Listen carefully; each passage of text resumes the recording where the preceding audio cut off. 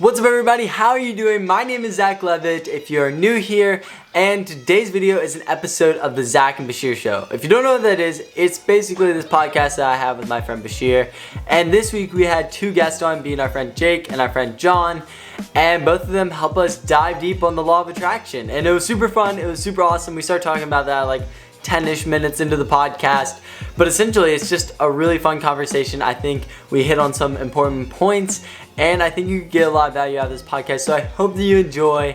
Let's get into this. Welcome to this week's episode of the Zach and Bashir Show. Let's get it.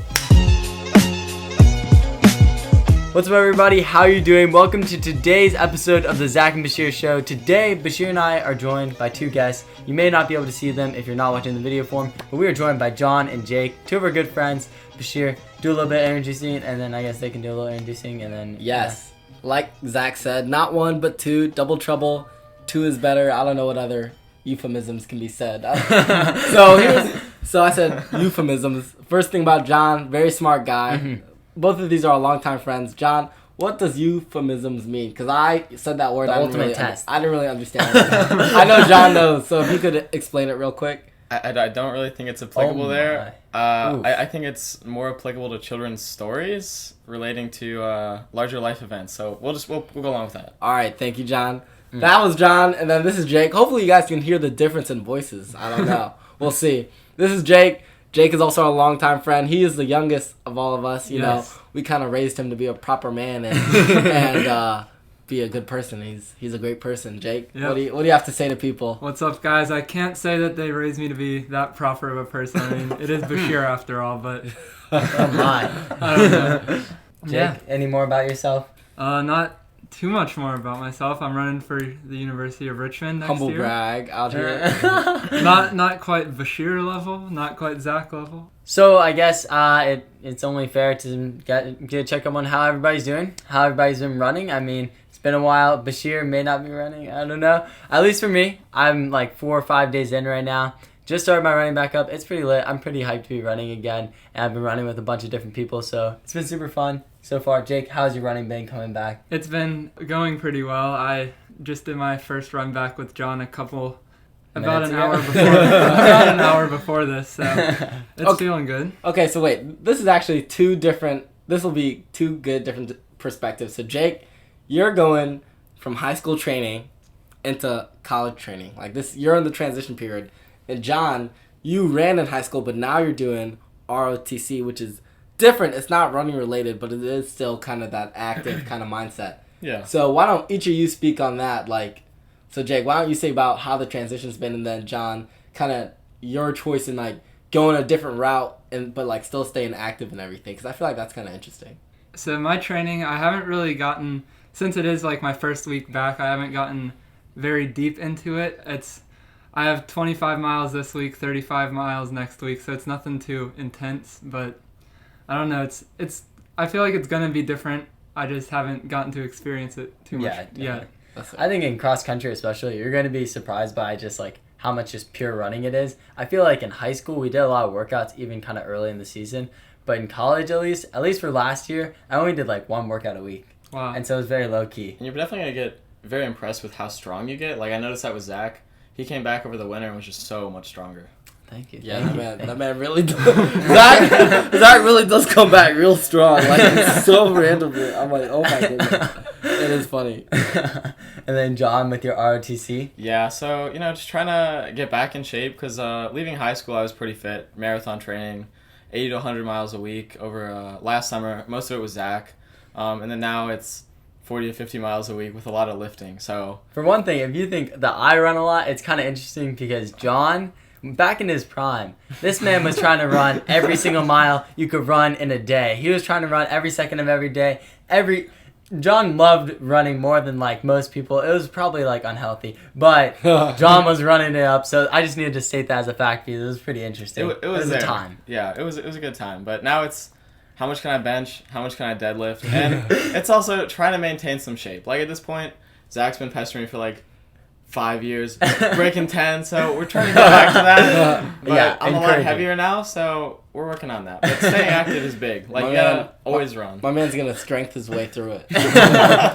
Yeah, John Honestly. made the craziest shift in college. He went from a guy that was so focused on business, so focused on just like making some crazy career for himself, and then he comes back one day and he's just like, army, and I'm like, what just happened here? Not to say that they have to be mutually exclusive, but I just think that, you know, it was an interesting shift, and it definitely was out of left field. I didn't see it coming whatsoever. I don't know about you guys, but John in high school would have never, like, the high school John would have never gone down that route in my mind. which is so crazy. Honestly, high school John, these are all compliments, because us saying high school John shows that college John is so...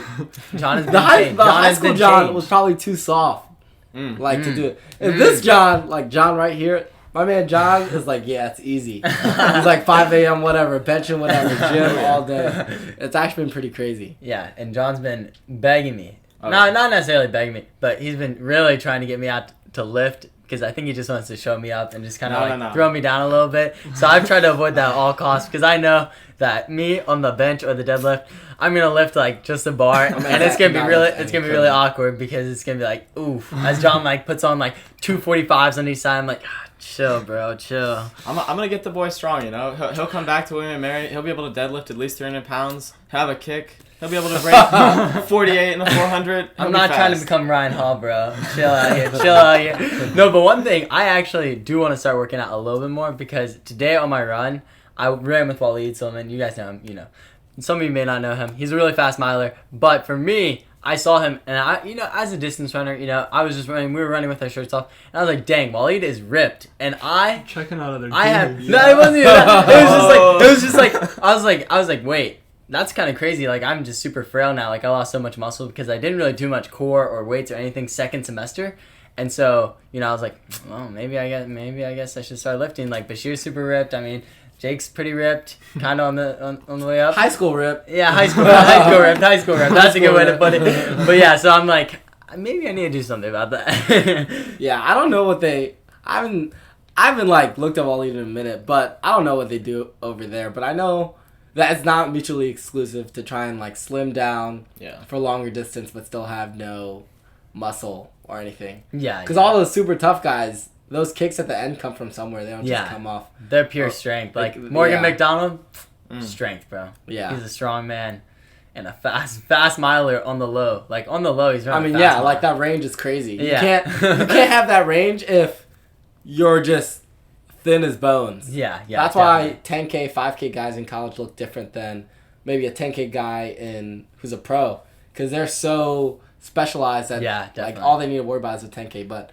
McDonald, all those guys, they have to like bring it across the board. Yeah, that's pretty crazy. But John, ROTC God, if you ever want to go rucking, definitely hit up my man John. You have to be able to carry at least 1,000 pounds in your backpack. So just let that be. DM John, big ruck guy. Big guy. One thing that was kind of gross though is one time John went on a ruck, and just out of nowhere, I'm just like chilling. And on my phone appears this gross image of some feet. And John just destroyed his feet on a rock. Oh, I did not get this. Bashir, you're lucky, bro. You're lucky. I had to like shut off my phone and like throw it away. I was like, yo, I can't see this. Some good bloody feet, you know. Wait, how did this happen? Were you rucking barefoot? Yeah, John, explain rucking. Explain rucking. So rucking it's like backpacking, but super heavy. So instead of like 45 pounds, not sound it's nice. like 60 to 70 pounds, and it's like 12-minute mile pace. So you're moving pretty quick. I mean, that's dumb fast. That's some people's 5K pace, John. It happens, you know. I mean, yeah. So my boots were just rubbing wrong, and I get back. And I was like, my heels really, really hurt. I look down at the boot. It's a tan boot. It's blood red. I'm like, that's a problem, guys. Pull the socks off. I'm like, I bet Zach would love to see this. Send him a snap right away. And I remember John did this ruck in the morning and told me he was going to run with me in the afternoon. And I get to John's house. He comes outside with running shoes on. His ankle or heel or whatever was bleeding everywhere. And he's like, Jake, I'm going to need a bike today. Yeah, I learned the resolve from Zach, you know. Wow, thank you. Thank you. Yes. But one thing, John said I was trying to pester him about breaking 10. It's just like a mode of encouragement, you know? Every now and then you just have to drop it. It's just something John needs to do. It's destined. Everyone has their, like, thing that they need to do. Yeah. Like Cole has times in the 800. John has times in the 2 mile. Everyone has some time Yeah. that I think hangs over them. Definitely. And we just have to help them get there. Yes. By, For by John, reminding 10, them. but I mean, like, it makes no difference. At a point, Yeah. everyone is too slow to run the time they want to run. Yeah, true. If there's anything I've learned, Jake, you'll learn this. If there's anything you'll learn in the next few years, is that at a point, everyone is too slow. Like, even the people that win things are too slow if they keep going. No, that's super true. I feel like there's always another level that you can reach, and that's one of the things about like life that you kind of have to realize. Yeah. Especially when you're growing up, even if you're a top dog, even if you're someone like Bashir who's an ACC champ, there's always someone bigger. Oh yeah. You always gotta keep climbing. You're Yeah. just Yeah. trying to reach for more. That's kind of like when I went to Portland. Like, you know, I didn't think like a 14:46 was very good. Like, I was like, that's like an alright time, especially for college. Like, it's just alright. Like, you know, whatever. But when I got there, when I saw guys running like 28 flat, like 10Ks, I was like, these guys are just built different. Like, they're on a different level. Like, Yeah. this is 2-minute gap between us, like, in a 10K. Like, this is pretty big. This is kind of like me versus a 40-minute 10K guy. Like, I was like, dang, it's just a different world. Yeah. So, I mean, that's super true. There's Especially in just those longer distances. I mean, those gaps are... They can be huge. The They can thing, be huge. the thing you gotta do is you just have to find the event where the gaps are the smallest. Yes. For you. I actually used to like do that in a calculator. Like I would pull up a calculator and I'd see the percentage from me to the world record. And I'd be Yeah. like, oh, like the longer Really? it gets, like the percentage shrinks a little bit. Yeah. Really, the Yeah. longer... Okay, Yeah. that's interesting. Yeah. For me, like the longer it would get, like the closer it would actually become. Because like I was just naturally better. Like especially for 5K. Because like the 5K compared to like my 2 mile was super bad in high school. So like it was kind of interesting. But now looking back, you know. John, our statistician, what do you have to say about that? I feel like John has something to say. I saw it in his eyes. I would agree with that. I had noticed that from like a very young age, and I always try to convince you. I tried to convince you were a 10K marathoner before you even got to college, but you were pretty bent on being a 5K guy. But just seeing you and looking at what you could do for longer distances, because you'd always go and rip like, oh, 10 miles at 6 flat, and be like, oh, I wasn't really phased. I'm like, go hit the 10K. Like, Yeah, I I mean, had a feeling. I like the longer distances, but it's just like in college, you can't be running a marathon because there's no marathon race. And especially if you're trying to run at the highest level, like they're starting to cut the 5K even from like Diamond League and stuff like that. So like if you ever want to go to the Olympics, And aren't they it's cutting the either 10K? marathon. Cutting the 10K, Yeah. yeah. Like I just can't race on the track basically. Like it's like my events are all off the track essentially. But like to some degree, I've started to come to love the track for some reason. Like I used to not really like the track, but now like I don't know, the 10K on the track, certain events on the track, they just are kind of like more exciting. You know, I love a cross country race internally. Like I think it's more fun. It's more fun, but it's more exciting to race on the track because like when you're going for the win on a track, people are like neck and neck most of the time. So it's like there's just all that hype, like, all these people surrounding you, like watching the entire thing. They're so invested, and then like it comes down to the wire, like, and that never really happens in cross. It's like it's probably like this person comes in, this person comes, but it's more fun to me. No, my man Zach is straight lying on the podcast. My man Zach, cross country is not fun. No, cross country is the best. Bro. Track- It's the best. Track has always been the best. Will always be the best.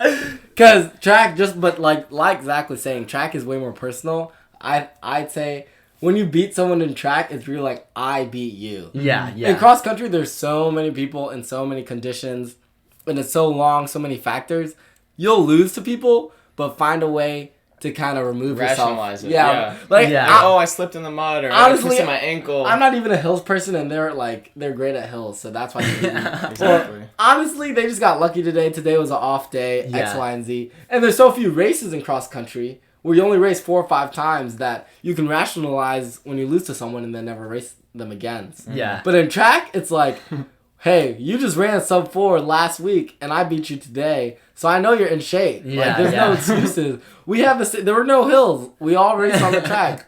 Like you were in front of me, I outkicked. It's way more personal. And it's super fair. Like, it's just super so fair. true. Like, you can compare one time to another. In cross country, some people may run like a minute faster the next day. Yeah. And most of that's probably just the course was different. But on the track, it's like day to day, it'll be the exact same. There's no such thing. Okay, there's supposed like fast tracks and stuff like that. But at the end of the day, I mean, it's more or less the exact same. So, Yes. I mean, I love how true it is. It's just like, this is how it is. But also, there's something to cross country in the fact that, like, you're just racing those people on that day. Like, you don't have to worry about future times, past times. Like, you can't really compare it super well unless you just race them head on head. Like, you have to race them head on head. I agree. And it's just like a true test. It's a thing they don't tell you often is that a lot of cross-country courses are not the distances that they say they are. Yeah.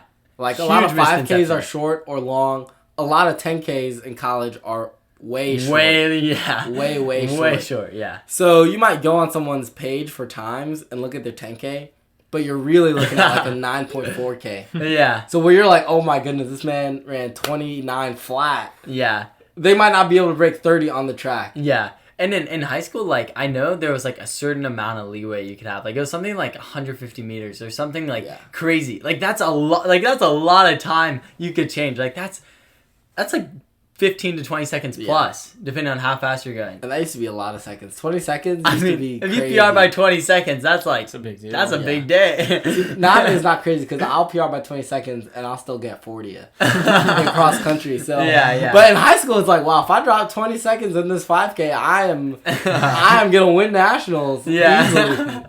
Yeah, for real. Because, like, the gap between the best and the worst, or the best and being good, was, like, kind of small in high school. Like, the best guys were running, like, 14:50 or whatever, and Bashir was down there at, like, 14:7 or 15. I'm saying 15. Yeah, 15, 17. Whoa. 15, yeah. Sorry, I always get the first number mixed up. But, like, yeah. So, I mean, but it was just, like, a small gap. Even so, the best of the best, like, the best, we're running, like, 14:30s out the house, all cross country. Like, it's... Those Texas boys. Yeah. That just goes to show, like John was saying, no matter where you are, you can always do more. Yeah, definitely. And talking about, like, kind of doing more. Basically, I just want to talk about this thing that we call the law of attraction. I think it'd be interesting to talk about it. And John loves to argue. It's one of his favorite things. John loves creating arguments, debating things. It's really one of his true passions in life. I love testing Zach primarily. Yeah. John knows not to test me with that stuff. I always hit John back, and John's like, oh, shoot, I got nothing to say. Zach sometimes isn't as well-founded in his points, so John comes out. And John knows to keep it away from me, because I hit my man with facts. Very rarely I can come at Bashir. Yeah, I hit him with facts, because I'm silent when I don't know things. I'm just like, yeah, man, I don't know. I love just talking, like, kind of BS. Yeah, like, exactly. That's like one of my hobbies. I love just, like, kind of making stuff up. Like, kind of, like, being Zach on will the say edge of things truth out his and making it up. butt. But not always. Like, it's just, like, in certain cases, it's just funny. Because I know when I'm talking to John, it's just kind of, like, a funny situation. It's, like, it's just one of those moments. Yeah. Okay, so back to the law of attraction. Someone explain. Who wants to explain it? John does a lot of research, so... I mean, my man just hit the Wikipedia page 4 minutes ago. That's not Zach, fair. you might want to take this away Yeah, here. Zach, I'm not you go. I introduced it, so I'm not gonna... I don't necessarily have the best explanation of what it is, but from my understanding, it's... As generally put, that it's just the idea that if you believe in something or if you kind of manifest it in a way, then it will come to you. So it's kind of like you attract the things that you want. So, like, say I wanted to be rich or whatever, then, like, if I'm, like, writing that down, like, I want to be wealthy, like, every morning or something like that, then somehow it's going to come to you. So, like, that's kind of the general premise. It's not normally that cut and dry, like, I want to be rich and you just, like, get wealth. Like, there's more to it usually and more specific at times.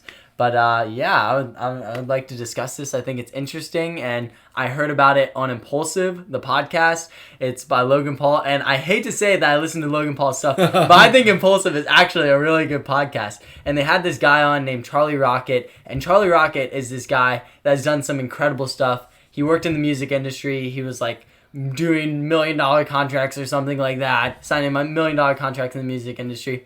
And then he got a brain tumor. And then he kind of, like, chased all of his dreams after that to get back to, you know, the person that he actually wanted to be. And he kind of manifested his goals. He was like, I want to become a Nike-sponsored athlete. And, like, he wrote that down in his journal. And he said that day, one of his friends brought over somebody that was a videographer or something like that. Like, just happened to. And he wanted to make a Nike ad so he could get their attention, like a fake Nike ad. And then he made the video with that person and got a contract with Nike. Like, it's that, like, things like that crazy have happened in his life where he, like, shot after a goal. And, like, he really was, like, thinking about it, you know, paying attention to it, talking about it with other people, like, by spreading word of mouth and, like, getting to those people and making it happen. And, like, hearing his story on Impulsive, like, if you haven't heard it, definitely go listen to that episode. Like, that was probably one of the craziest podcasts I've ever listened to. But Yeah, stuff like that. Here's just a formal definition. Okay. So the formal definition is, simply put, the law of attraction is the ability to attract into our lives whatsoever we are focusing on. It is believed that regardless of age, nationality, or religious belief, we are all susceptible to the laws which govern the universe, including the law of attraction. Basically, in basic terms, all thoughts turn into things eventually. So kind of adding on to what Zach said, I think a lot of you who have read any sort of self-help books or anything like that would kind of see the law of attraction as something as a visualization practice. So if you have something that you're really focusing on, getting an understanding of it and making it something that you're centering your life around, not necessarily focusing 24/7 on, but having a good degree of focus on, is really, really beneficial in driving you towards it. And I think also it goes in a more leadership perspective. In the case of, if you want to bring a good group together, then you're going to want to embody what you want. You can't look for people, like if you're trying to build a team, like for Zach's trying to improve his social media, improve everything. And to get a team, he needs to be the best he can be so that he can bring in others who embody what he wants. Definitely. You can never take in people who are better than you if you're not doing something. So I guess that goes to say that with attraction, just gotta focus on it, gotta work towards it. You wanna add anything, Bashir? I want everyone to get their point out. Jake, what do you... So, John, summarize what you just said. What do you think about it? Yeah, John gets high level sometimes. Not to say that was high level, but... So, Zach is a firm believer. Like, that's Zach's summary. I kind of want to give a more thorough analysis of why I'm a firm believer. Okay, everyone. Okay, well, everyone mesh out there. I'm like Stephen A. Smith. I gotta let everyone else say their takes, their blasphemy, and then I'll come at it. So you guys have fun. Say what you need to say. Really flesh it out for me. Basically, I've only done a quick Google search. What do you think about it? Before. But this is opinion. What do you think about it? Yeah. Like, how do I think it works? How do you feel about it? How do you feel about it? What do you think about it? Speak from the heart. Do you think you like that? Like, do you believe in that? Or are you like, nah, that's dumb? I think, honestly, it's kind of just human nature to believe in it. I know before pretty much all of my races, it's mostly to John, honestly. I'll text him. I'll be like, John, I'm going to do something big this race. I'm going to hit a PR or something. And I don't know, I feel like just speaking how you feel and like your goals to someone else gives you more it's more pressure on yourself and everything to achieve it, because now that you've spoken these goals, people are expecting you to reach them. And I would say, adding on to that, I think what's kind of helped you with that is it affirms what you want. It's not necessarily that you're thinking it and it's only to you, but once you're spreading that, kind of what Zach was saying universally, you're kind of spreading your influence. Now it's not so much pressure. I get the pressure side, but I think now kind of the world knows kind of what you're getting after. Yeah. And so it's going to generally press you towards that. And in almost a pseudoscience sense, but I would say it works pretty well, wouldn't you say, Jake? Yeah. Sometimes it doesn't work. I mean, it happens. If it worked all the time, though, then that would be witchcraft. And it's all witchcraft. Okay, Zach. So, in my opinion, I am a firm believer. I really do like the concept. Like, the way Charlie Rocket explained it was, really fair. And I really think that his idea of just, spreading your message, spreading what you want to do by, affirming it every day, writing it down, kind of what Easton Allred was saying. He writes down his goals every day. Mm-hmm. He writes them down in a notebook. And it's just kind of weird because it's, a bunch of goals. But he's super successful. And so, people that do reinforce their goals to themselves, to remember your goal for the day, you set the foundation for the day, but as well as having that on your mind is really, really impactful for the fact that you can spread it with other people. And I think spreading that message with other people, so saying for him that he wanted to be a Nike athlete, saying that to other people that can also make things happen, because so much of the world, so much of life is based on connections. And those connections can be made through a simple conversation about something that you're trying to achieve. And so you're attracting that conversation, you're attracting that mindset, you're attracting that into your life. Yeah. And that will make it happen. I think that's really powerful. I think that idea, it's more of an idea of something that you should be doing almost. And kind of backpacking off that, something that I've kind of learned from a business perspective that kind of goes against the grain with entrepreneurial ventures is that a lot of people think that they really need to keep those things to themselves, when in reality, if you want to try and make it big as an entrepreneur, it's good to go out and tell your ideas. It's good to go out and share that. Because when you're sharing that, you're going to find like-minded people who are thinking similar thoughts. Definitely. And then you can pair up. And then those things can happen. And the stars can align. And before you know it, you have a startup and you have venture capital coming in. And life is good. Yeah. Definitely. No, honestly, so like I said, I was going to let everyone say what they needed to say. Everyone said what they needed to say. Now I'm going to tell you how it is. This is how it is. Bashir's going to lay it on us. I'm going to lay Get out. ready. Hi, Bashir. They're speaking opinion. I'm here to hit you with the facts. Everything everybody just said, I agree with. I do think it's true. You guys want a hot take. That's not the hot take. I'm just kidding. Here's the hot take. Law of attraction is complete and utter BS. Bashir, what does BS mean? Capital B, capital S. Bull. I can't say the second word because it's a family-friendly podcast. But you get what I'm saying here, okay? Now, why, Bashir, do you think that? Because like we were just saying with John, I always come with facts. I think it is true, like Zach was saying, like John was saying, like Jake was saying. It's important to say what you believe, say what you think, put it out there for many reasons. Pressure, like Jake said, self-affirming, like John said, also the business aspect, definitely. Yes. And like Zach said, by saying it a bunch, like, you know what you want, you're affirming it. However, the belief that there's some sort of mystic law that if you say something X amount of times, it's going to come to you. And that's just how it is. And especially using the word law, because John, what does law mean in theoretical Absolutely purposes? Universal. It means there's no exceptions. A law is gravity, or is it gravity law? Gravity's not a law.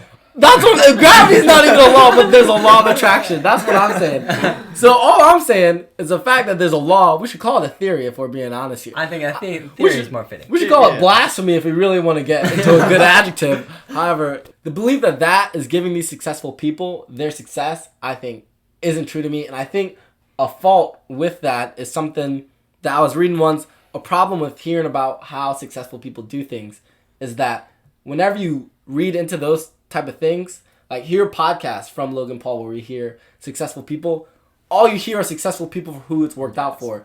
You don't know the 5 million people who also said, I want to make videos for Nike. A Nike guy never came to their door. True. So what are the odds for the law of attraction? In my mind, it's a survivorship bias. That's exactly what it is. Before we explain the survivorship bias, though, we need to take a quick ad break. So let's get to that. Hey, what's up, guys? This is our ad break.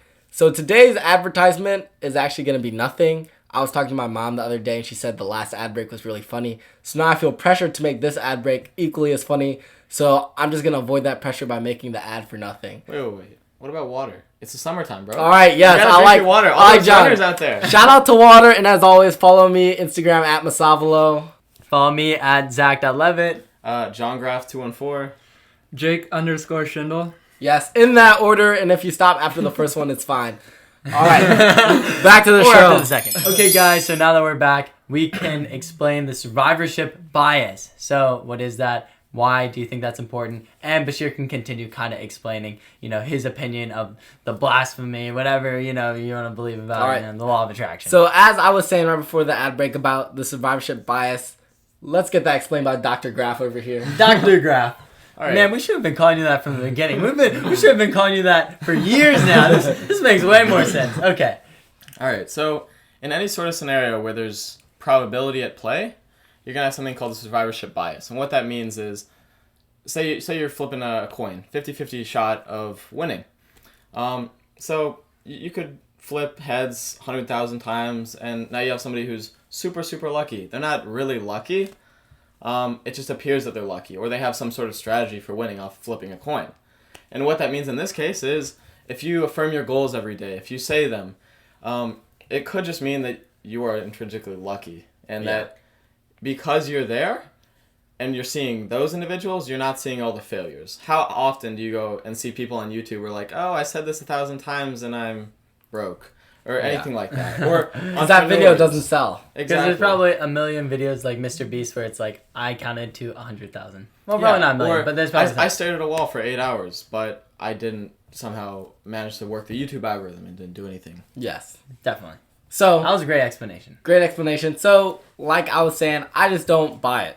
However, I really do believe that it is super important to say things out to people. And even in this past year, the sophomore year, I've been trying to say what I want to do more. And I think people often, this is like really specific to the world of running and athletics, but I think people often think that when athletes say they want to do something, it comes across as cockiness. Yeah. And for a long time, at least for me, that's prevented me from saying out to people, I want to do this, I want to do that, and trying to be more humble. But, I mean, at the end of the day, I believe that, actually, this is one of my sayings. When I die, this is going to be a quote, that I really firmly believe that people don't remember if you win, they remember how you win. And at the end of the day, there's always a winner, but people can't name all the winners. But it's those people, like Usain Bolt, I'm going to win, I'm awesome, I'm going to do this, this, and this, and then they win. That's how they remember. So I think I've been trying to get more to that type of zone, and that comes into saying self-affirming things. And kind of backtracking. I still remember you in high school, going into the States race where you were racing Waleed Solomon, who was, I hate to say it, at that point, head and shoulders above you. I go up to you, I say, Bashir, are you going to win the States race? It's looking rather difficult. You say, John, if I said no, I'm not going to win that race, I'm not your friend. Yes, I'm going to win that race. I said something like, I remember I also said, like, the day I say no, I'm not going to win the race is like the day John will have to say it's not me or something. I said something like that. I don't remember. But just like we're saying, so I told John, yeah, I'm going to win. I lost. and this is probably going to be another podcast at some point, but just alluding to this guy that John was talking about, am I going to beat him? I raced him 30-ish times. I said I was going to beat him every time. Sometimes I knew I was going to lose. but like over 20 times, I was like, I was going to beat him. I didn't beat him. Okay? So I want to know where this law was. Zach, you're a believer in it. You're a believer, unless I converted you, because I feel like I might have converted you. My argument was so, I mean, I where was the law for me when I was a sophomore, when I was a junior, when I was a senior? It wasn't there. See, but maybe, like, that law was not being at play then, and maybe, like, it was still manifesting itself, and so maybe just these days it has come to the point where you can't. If I beat him, it's because of me. No, yeah, definitely is because of you. But I think that's fair. That's like a super fair point. I also like the point about it being a law. Like, that's super fair to not call it a law because, you know, as John would point out, it's flawed. It's flawed. Yeah. I would say there's a lot of underlying things, but I think it's a lot of small things that can add up to being something positive for your life. I think like that's the best way to sum it up. As a general school of thought, it's better to be progressive and optimistic than just be always down on yourself. And I think that's the biggest takeaway. I like that. Yes, that was actually, so when I was reading that formal definition, it was a lot of words under it that I did not read. But like the next paragraph was about if you choose to live your life in a negative manner. Yeah. Think of negative things, you're kind of going to have a negative life. Yeah. And although that's not crazy to me, it definitely, I think that it's true. And like John was saying, mindset is important. Yeah. And so maybe believing in the law of attraction works for some people because it helps them keep themselves in a positive mindset without just being positive for positive sake. Yeah. But they're like, if I'm in a positive mindset, I'm going to get material, physical, like bonuses out of it. So that's going to that's the thing you need to keep you out of depression or whatever. Definitely. I agree. For me, I don't need that. But for some people, I can see how that would be a good thing to believe in. Yeah. Yeah, what do you think about that one, Jake? I just have, like, I feel like you can't just say these things into existence. Like, you have to actively seek it out yourself. Like, Bashir can't be saying, like, I'm going to beat Waleed and then sit on a couch and watch anime all day. Yeah, exactly. Like it was 5 minutes ago. You can't say that, not train all summer, just do all these terrible things. Yeah. It's like you have to work It's too. the doing that gets you places. Yeah, like, yeah, definitely. That's like so true with anything in life though. Like the doing is what gets you somewhere. Like you can't just have like a bunch of ideas and never execute on them, or you'll just be the guy with ideas. You got to end up doing some of them. And if you put yourself on a billboard, if you really put your goals out there, there's absolutely nothing wrong with that. You just have to be willing to work for those. Like you'll never be ridiculed by anyone if you go and actively say like, this is what I want to do. This is what I want to do. And especially if you're shooting your shot. Especially if you're going for it. If you're actually doing everything in your power to get there, there's nothing wrong with that if you don't make it. If you make it, that's great. And if people are giving you crap for that, then those are the people you need to cut out of your life. Yes. Like in the most frank way. Like those are the people you have to cut out of your life for. Yes. But yeah. So I think we came up with something brand new. I'm gonna call this Bashir's Law. The formal name. Bashir's Law. Whoa. Here, these are the things when I pass away, because I think I'm the oldest of us four. So you guys are gonna have to carry on my legacy. As if it's tomorrow. You guys are gonna have to carry on my legacy in that year when you're alive and I'm gone. Okay. So you already got my quote. Here's the other thing. Bashir's Law. What's Bashir's Law? Oh my. It's formerly known as the law of doing. All right. The law of doing. It's a twin to the law of attraction, but the one that makes sense. Law of attraction, if you think things, you get them. Here's the law of doing. Do the things you say you want to do, and you will get said things, okay? Wow. That's my contribution to the world. If you say Wow. you want to get a lot, you want to make a lot of money, you'll never make a lot of money. If you start making money, you'll make money. That's my contribution. That's the law of doing. Everyone listening, take that into your lives. If you want something, do it, and you'll get it. Guys, this concept is blowing my mind. Yeah. It's an interesting one. I'm not Honestly. sure if I agree entirely with it. Oh, well, John always has something to say. John, It was flawless. here. Just for people out there, if you do try your hardest and don't make it, don't be too hard on yourself. Don't- Like, you can't always, like, if I say I want to make $1 billion and I do everything in my power and then I pass away and I don't have $1 billion, is it fair to knock me for that? Yes, you clearly just... Man, stop hating. John's a hater. Yeah, I mean, do you think the guy that made Juul, the company, was not thinking he was about to make $1 billion? I mean, that company was inevitably going to become one of the biggest companies ever. Think about all these That fiends company. in this But I'm world. saying, in Bashir's case, he says, I want to make some money. John, but make you some can money. make the Juul. John, we're talking about Bashir's law of the law of doing. John's trying to bring out his law of hating. Alright, so moving on from that. That was the law of attraction. Now we have some other topics. Since we have guests here, Yes. we like to have fun with guests. We'll start with Zach. Come towards me. Everyone, give me... Let's say you're on Tinder. That was on the last podcast if you were paying attention. Actually, You two met- podcasts ago. Two but podcasts ago. If you were paying attention. I'm just kidding. Time flies you when know, we're you having know. fun. Time flies when we're Time having fun. These podcasts in the summer, at least so far, have flown by. Like every week, it's like, oh my gosh, it's podcast time again. Okay, but continue. Yes. All right. What's your go-to line if you match with a girl on Tinder? What do you say to her? For those of you who don't know the millennial lingo, I'm basically asking them what's their go-to texting pickup line. We'll start with Zach, and then come towards me. Actually, like in a super early episode, Bashir asked me what's the best pickup line I have. Yes. And I didn't have one, and he said the money bag one. And if you were an OG and you're listening then, well, you would know that one. But that line is actually not as successful as we would think. No one steal my survey one. So a lot has been happening. But I am actually pretty bad about messaging people. I would say most commonly, I'm just like, hey, what's up? Very classic, just like start a conversation, All right. see where it leads me. All right. We're going in order of goodness, okay? Wow. Goodness. Bashir said that because it leads on it, or it ends up to him. Yeah, Bashir, I'm gonna be respectful, even though I gave you. No, you can say it.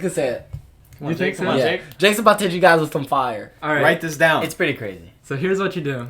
First of all, you gotta go to your contacts on your phone, create a new contact, leave it completely blank, and take a screenshot of that. Okay. Definitely. So what you're gonna do next is find said woman or man, whatever you're into, and you're gonna say, "Hey, would you mind filling out a survey for me?"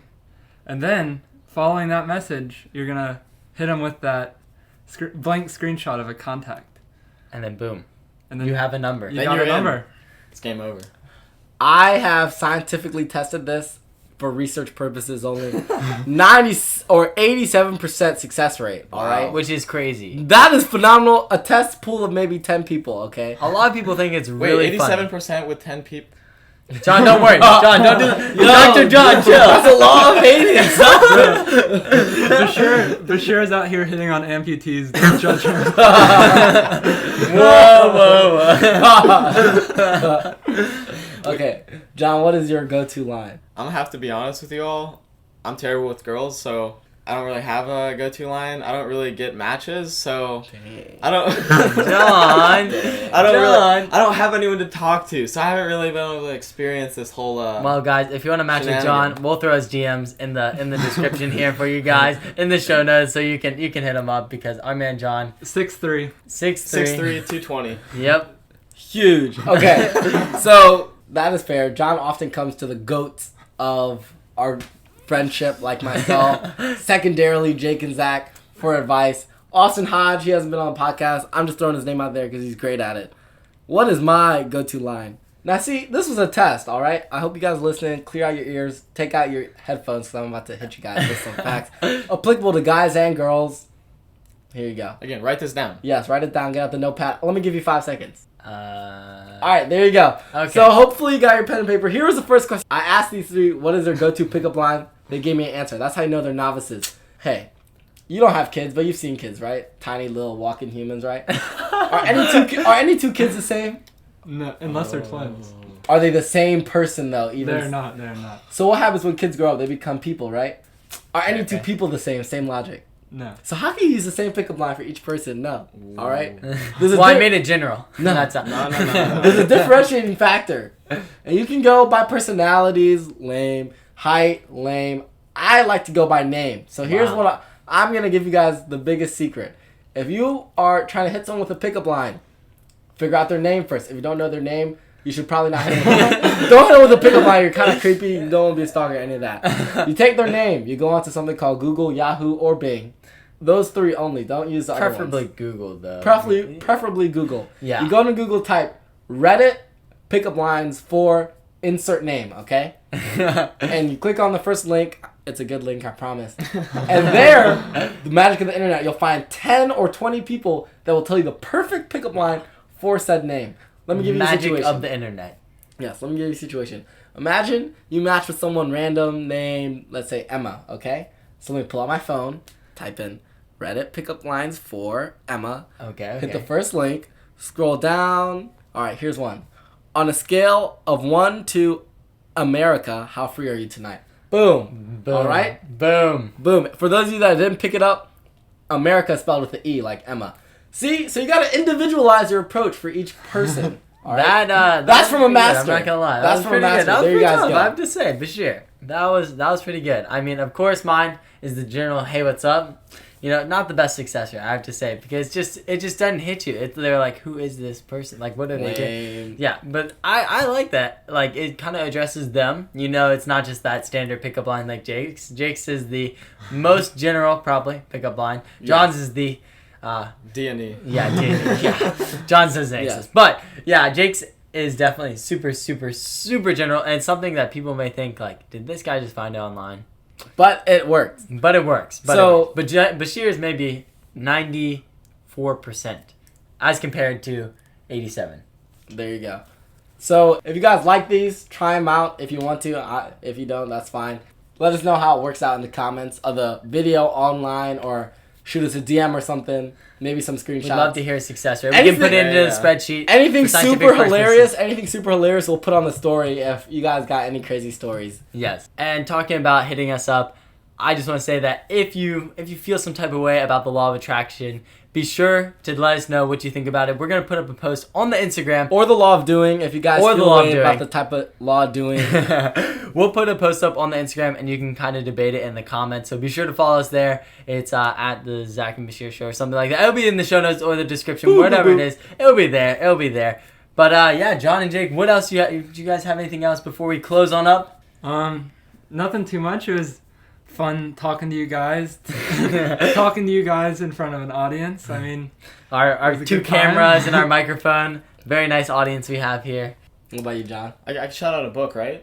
Sure, yeah. We love recommendations. Yeah, Bashir's recommendations for TV shows hasn't come back in a little while, but I remember a time when Bashir shouted out some TV shows. Yeah. So, Dr. John, gotta recommend the book. A little bit of self-help. How to Win Friends and Influence People by Dale Carnegie. So, if you guys want to improve your lives, improve how you interact with people, a little bit of a law of attraction there too, hit that up. I actually gave this book to John last year, or about a year ago. About a year ago from this time, and it really has changed my life, especially going into college. I wasn't really social while I was in high school, and going in really helps a lot. So John's a very social man now, I have to say. He's constantly hanging out with different people.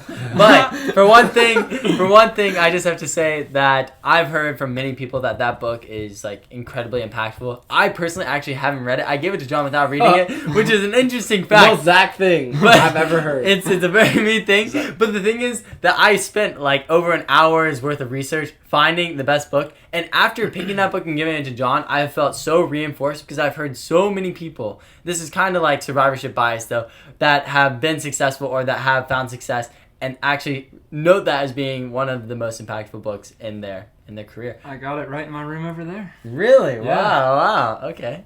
Very interesting. Yeah. That's our quick shout out of the day. I want to say, because they all got to shout out people, Shout out to my boy T. Klein, J. Ron, Cole Caminetti, Matt. Shout out my mom. Shout out my sister. It's all love. Love you guys. Yo. What's up, Cleveland? 421 gang. What's up? Raptors in 804 6. all day. Raptors in 6.